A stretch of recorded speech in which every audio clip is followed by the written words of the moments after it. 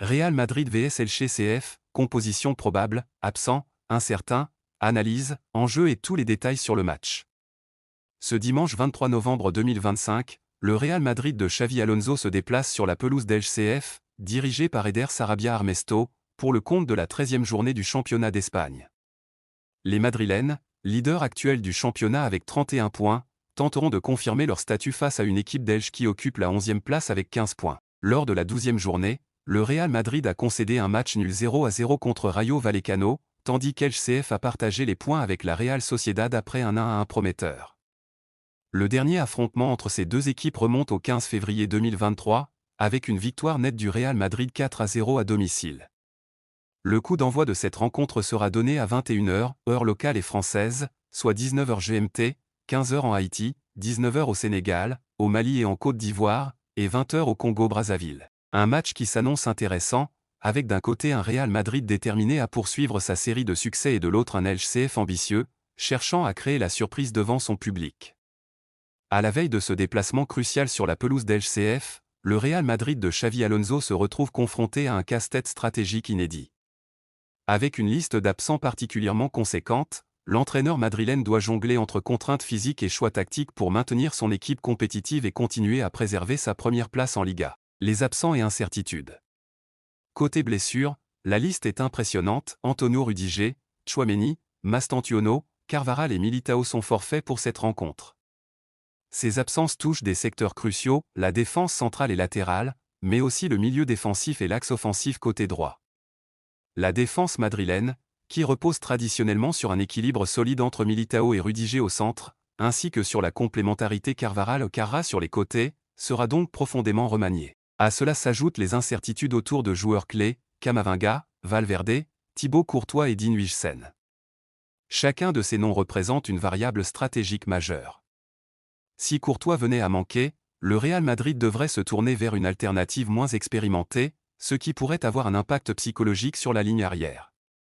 Camavinga et Valverde, quant à eux, sont essentiels pour la transition et la créativité, et leur présence ou absence modifierait significativement la dynamique du milieu de terrain et du secteur offensif. La composition probable, un 4-2-3-1 adapté. Face à ces contraintes, Xavi Alonso pourrait opter pour un schéma en 4-2-3-1, conservant toutefois l'équilibre entre solidité défensive et dynamisme offensif. Gardien, Thibaut Courtois. S'il est apte, Courtois reprendra sa place dans les cages, apportant sécurité et expérience à la défense. Sa présence est essentielle pour gérer un Elche CF qui joue en 5-3-2, souvent dangereux sur les contre-attaques et les centres. Défenseurs, Arnold, Raúl Asensio, Dean Huijsen, Álvaro Carra. Le couloir droit devrait être confié à Arnold, capable de compenser l'absence de Carvajal grâce à sa vitesse et sa capacité à participer au jeu offensif. Au centre, Raúl Asensio et Dean Huijsen formeraient l'axe défensif, un duo jeune mais prometteur, chargé de sécuriser la zone devant Courtois. Sur le côté gauche, Carra récupère un rôle de piston, offrant à la fois couverture défensive et projection offensive, essentiel pour équilibrer l'équipe face au bloc bas d'Elche. Milieu défensif, Arda Güler et Camavinga.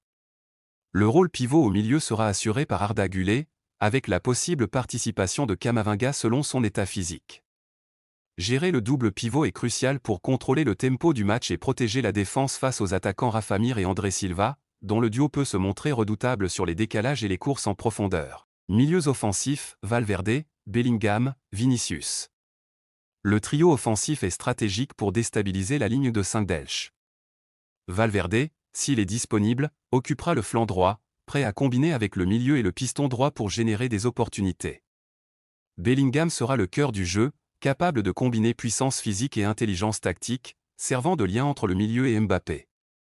Vinicius, côté gauche, représente l'arme principale pour provoquer les erreurs individuelles des défenseurs adverses et créer des espaces grâce à sa vitesse et sa capacité de dribble. Attaquant, Mbappé.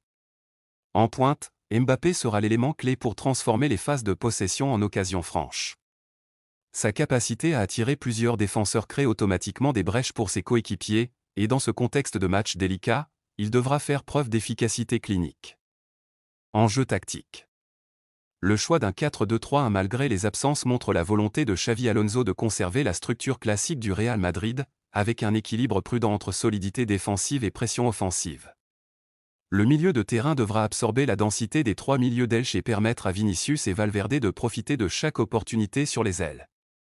La défense, fortement remaniée, devra quant à elle être extrêmement vigilante face à la puissance aérienne et aux courses de Rafa Mir et André Silva, tout en s'assurant que la transition rapide adverse soit contenue. Malgré les nombreuses absences et incertitudes, le Real Madrid conserve une armature capable de dominer le match et de s'imposer sur la pelouse d'Elche. La clé sera de trouver le juste équilibre entre prudence défensive et ambition offensive, en exploitant le talent de Bellingham, Vinicius et Mbappé pour déverrouiller une équipe d'Elche regroupée et compacte. Chaque joueur devra compenser la fragilité créée par les absents, faisant de cette rencontre un véritable test pour l'intelligence tactique et la profondeur de l'effectif madrilène. Alors que le Real Madrid se présente avec un effectif fortement remanié en raison de blessures et d'incertitudes, LCF aborde cette rencontre avec sa propre configuration tactique, qui pourrait créer des difficultés pour les Madrilènes malgré la différence de classement. Sous la direction d'Eder Sarabia Armesto, Elche opte traditionnellement pour une organisation défensive solide en 5-3-2, un schéma pensé pour résister aux assauts des équipes favorites et exploiter les contres rapides. Les absences et incertitudes côté Elche. LCF ne déplore qu'une seule incertitude majeure, Pedro Biga. Son statut conditionnera la charnière centrale et pourrait influencer la manière dont les pistons, Álvaro Núñez et Germán Valra, géreront les overlaps offensifs et défensifs. La disponibilité de Biga est cruciale pour maintenir l'équilibre entre la solidité défensive et la capacité à participer aux transitions rapides. La composition probable d'LCF, un 5-3-2 compact. Gardien, Mathias Dituro. Dituro sera le dernier rempart d'Elche. Expérimenté et capable de diriger la défense depuis ses cages, il devra rester vigilant face aux percées de Vinicius et aux courses de Mbappé, tout en organisant sa ligne de 5 défenseurs pour ne pas être débordé par les combinaisons rapides des Madrilènes. Défenseurs, ligne de 5, Álvaro Núñez, Victor Schust, David Afangrubé, Pedro Biga, Germán Valra. La défense d'Elche repose sur une ligne de 5 joueurs avec 2 pistons sur les côtés et 3 centraux. Álvaro Núñez sur le côté droit et Germán Valra sur le côté gauche joueront un rôle clé pour contenir les latéraux madrilènes et fournir des solutions offensives sur les ailes. Victor Schust, David Afangrubé et Pedro Biga, s'il est disponible, formeront le cœur de la défense, chargé de neutraliser Mbappé et Bellingham dans les zones centrales. La coordination entre ces 5 joueurs sera déterminante, car chaque ouverture donnée par la défense centrale ou les pistons peut être immédiatement exploitée par la vitesse des Madrilènes. Milieu, ligne de 3, Alex Feba, Marc Aguado, Rodrigo Mendoza. Le trio du milieu d'Elche a pour mission de contrôler l'espace entre les lignes et d'assurer une couverture défensive efficace. Alex Feba et Rodrigo Mendoza, positionnés sur les flancs, auront un double rôle, soutenir les pistons dans les transitions défensives et relayer rapidement vers les attaquants. Marc Aguado, en axe central, jouera le rôle de sentinelle devant la défense, tentant d'anticiper les passes de Bellingham ou les incursions de Vinicius et Valverde. La discipline tactique et la capacité à couper les lignes de passe seront fondamentales pour limiter les occasions du Real Madrid. Attaquants, Rafa Mir et André Silva. En attaque, le duo Rafa Mir-André Silva sera la principale arme d'Elche pour exploiter les contres. Ce système en 2 attaquants permet de jouer sur la profondeur et la complémentarité. Mir, souvent plus physique et axial, cherchera à fixer la défense madrilène, tandis qu'André Silva, rapide et habile techniquement, pourra exploiter les espaces laissés par les latéraux et le pivot défensif adverse. Les deux devront être précis et opportunistes, car le Real Madrid pourra dominer la possession et limiter leurs ballons de qualité. Analyse tactique. Le 5-3-2 d'Elche vise avant tout la solidité et l'équilibre. Face au 4-2-3-1 du Real Madrid, ce système offre plusieurs avantages. 1. Densité défensive centrale, 3 centraux pour absorber les attaques de Mbappé et Bellingham. 2. Protection des ailes, les pistons complètent la ligne défensive et surveillent les courses de Vinicius et Valverde. 3. Transfert rapide vers l'attaque, avec 2 attaquants, Elche peut se projeter très vite sur les contres. Toutefois, cette organisation exige une grande discipline. Un alignement mal coordonné ou une erreur dans le pressing pourrait offrir à Vinicius ou Mbappé des espaces dangereux, notamment dans les couloirs ou entre les lignes. La réussite d'Elche dépendra donc autant de la précision de ses passes que de sa capacité à rester compact et à résister à la pression madrilène. LCF s'apprête à affronter le Real Madrid avec une équipe tactiquement préparée pour résister aux vagues offensives des leaders de la Liga.